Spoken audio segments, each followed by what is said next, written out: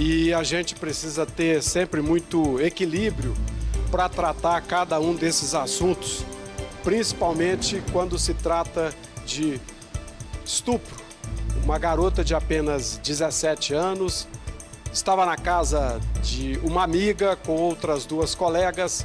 Elas dormiram por lá, saíram, depois, pela manhã, pediram um Uber para ir embora para casa. As três entraram no carro e durante a viagem, cada uma dessas duas amigas foi desembarcada em pontos diferentes. Ela, então, tinha 8 minutos de corrida para chegar até a casa dela, mas levou quase hora. Ela conta que ficou em poder do motorista de aplicativo, um homem de 34 anos, teria sido levada para um lugar que ela não sabe exatamente onde fica, e lá ele teria saído do banco do motorista com as portas do carro travadas, passou para o banco de trás e teria violentado, estuprado essa garota de apenas 17 anos. Ela, inclusive, depois que o ato teria sido consumado, ela conseguiu gravar ele dirigindo. A gente tem a imagem para que a pessoa possa entender exatamente do que se trata. Ele continua tocando nas pernas dessa jovem, que foi ao mesmo tempo mandando mensagens para a mãe, onde ela inclusive pedia socorro. Eu vou tomar o cuidado aqui, Nicole, se você me permite, de ler algumas dessas mensagens que ela enviou para o WhatsApp da mãe. O homem do Uber mexeu comigo, mãe. Tô me sentindo um lixo. Não deixa eu sair. Por favor, me ajuda. E aí o desespero foi tomando conta dela. Tem marca na minha saia. Não quero, não consigo, não paro de chorar. Ele me trouxe para um lugar que eu não sei onde. Eu não consegui sair, ele me prendeu dentro do carro e veio para o banco de trás. Começou a me aliciar e tudo. Tem negócio na minha saia, mãe. Socorro. E aí vai. As imagens e as mensagens são absurdas. É um desespero a gente que é pai imaginar que uma filha foi submetida a esse tipo de situação.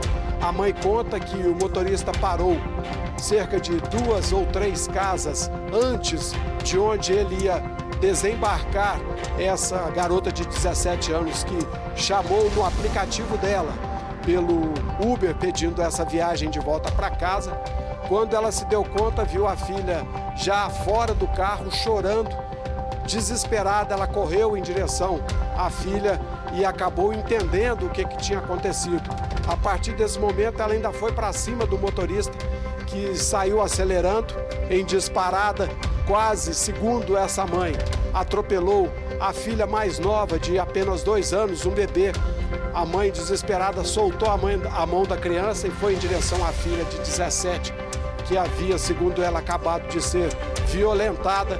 Elas entraram em casa, pegaram os documentos e foram imediatamente para a delegacia. Lá registraram um boletim de ocorrência e essa atitude, tomada com muita agilidade, facilitou bastante o trabalho da polícia, que acabou identificando o carro, a pessoa. O motorista se chama Guilherme, tem um Onix. Ele, na verdade, está classificado pela Uber com avaliação 4.99, uma série de corridas, pelo que tudo indica, ainda nenhuma situação nessa direção, e a Uber se limitou a soltar uma nota dizendo que lamenta profundamente esse tipo de violência que teria sido cometida contra essa jovem de 17 anos, mas a mãe conta também que ninguém fez contato, que nenhum apoio emocional foi dado.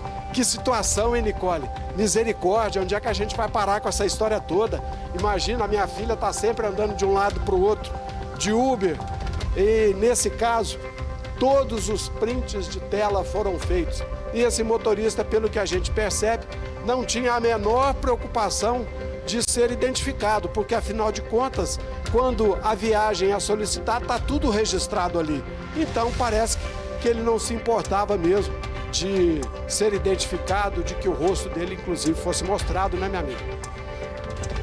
É impressionante. Nós estamos todos chocados com esse caso aqui, Capelli, exatamente por isso.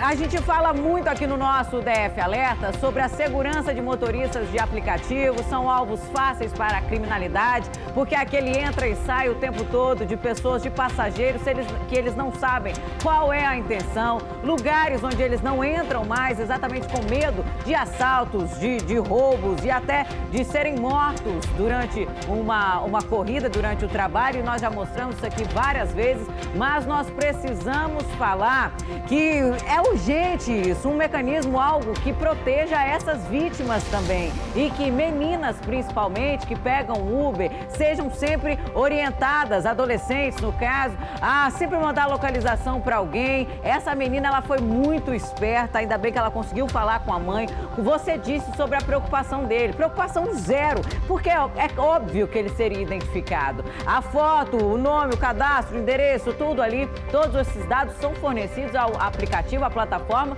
no momento em que eles fazem a inscrição para poder trabalhar ali. Não é um processo fácil, não é um procedimento em que você não precisa se identificar. Então tem a documentação, tem tudo. Mesmo assim, ele sabendo que seria identificado, ele não se importou, ele comete esse crime contra a menina de 17 anos.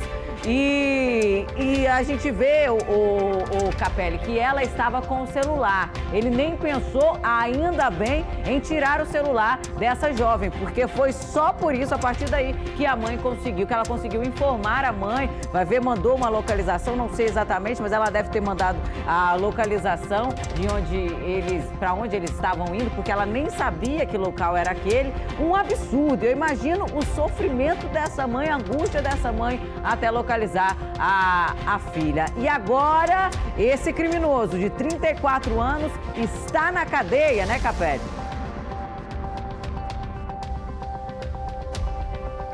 Bem, nesse caso, Nicole, só para esclarecer para quem está em casa, na verdade, ela não conseguiu mandar as mensagens em tempo real, porque ela ficou sem sinal de celular. Ela estava na casa de uma amiga, tinha um Wi-Fi, fez o pedido, entrou no carro para a corrida e ela não conseguia, ela via que as mensagens não chegavam. Ela conta que ele, muito mais forte que ela, passou para o banco de trás e aí, textualmente, abusou e praticou o ato com ela. Essa garota foi levada para o hospital pela mãe, ela tomou aquele coquetel de comprimidos e vai pelos próximos 6 meses ser submetida a um acompanhamento infectológico. Ela tomou inclusive a pílula do dia seguinte, está extremamente abalada. Agora pela manhã a gente conversou com ela e com a mãe, ela estava fazendo a matrícula na faculdade onde ela estuda e ela não conseguiu, logicamente, ficar na aula, acabou indo embora com a mãe, apenas falou conosco no estacionamento em frente, de lá estava pegando inclusive um aplicativo, um carro de aplicativo para voltar para casa. Essa mãe trabalha numa clínica em Águas Claras. Segundo a mãe, nessa clínica, inclusive, existem psicólogos que se prontificaram a dar todo o suporte, a dar todo o apoio. Ela foi, inclusive, liberada do trabalho hoje para que pudesse cuidar com mais tranquilidade, com mais respeito, mais de perto dessa filha que, olha, está literalmente arrasada. E nesse caso, a Uber, que é a empresa de aplicativo, não se deu ao luxo sequer de fazer um contato, de colocar alguém à disposição. E olha, isso precisa ser revisto, porque a empresa precisa de alguma maneira ser responsabilizada. Não é o simples fato de ter o cadastro de um motorista, uma boa avaliação dele. Isso não pode isentar civil e criminalmente a empresa que está oferecendo o serviço e recebendo por ele, né, Nicole? Não faz o menor sentido. Daqui a pouco a gente, no Jornal Local, vai trazer o depoimento dessa mãe, dessa filha, e as pessoas vão ter a chance de entender um pouco mais dessa história. E olha, hoje eu estou destruído com essa conversa toda. Ouvir o que a filha fala, com a riqueza de detalhes e o desespero da mãe, do ato de entender o que estava acontecendo, porque ela foi para a rua para buscar na casa da vizinha um objeto, um equipamento que ela havia recebido de presente. Ela não tinha ainda lido as mensagens da filha pedindo socorro. Quando ela se deu conta, a filha desembarcou do Uber, veio correndo na direção dela chorando e o motorista passou tranquilamente por ela e foi embora. Vai entender o que passa na cabeça de um cidadão desse que está preso, deve responder por homicídio, por estupro, porque o exame foi feito no IML e agora só aguarda o laudo para saber de que maneira tecnicamente ele deve ser enquadrado nessa história toda.